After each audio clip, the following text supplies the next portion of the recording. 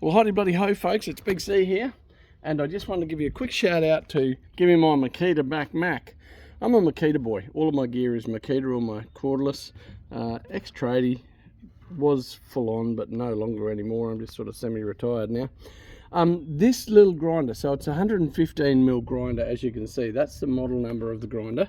Now, I was having trouble with the poor old girl, where what it was doing was it would speed up and slow down, and I thought, oh, maybe the battery's got a dodgy connection, something like that. Tried it with new batteries, like charged batteries and that.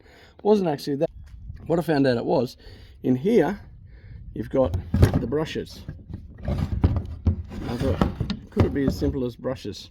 So the brushes for this unit, that's it there.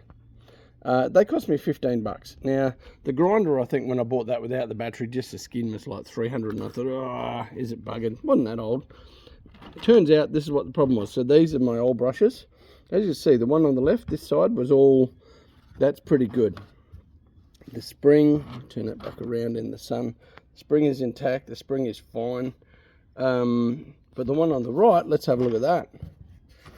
The spring on that one is absolutely wallaby ted, as they say. Bit out of focus there. Totally stuffed. It's actually broken and segmented. So what was happening, the spring of course have to push that little carbon block onto the armature, and then if that's got uneven pressure, that was causing that to do weird and wonderful things. This one was okay, so I was still getting, it was still working, thankfully. But yeah, anyway, so now the new one's in it. It took me literally a couple of minutes. All you do, you simply pop that cap off. There's a little screw cap underneath it, and then you pull out the old one. Just get a screwdriver under either end, and then pop it up. Make sure you put it back in.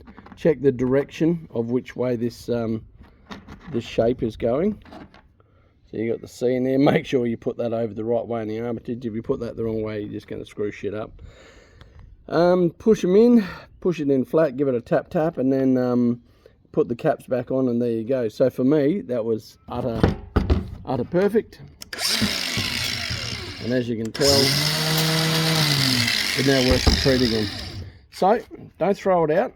It might just be a 15 buck set of brushes. See how you go.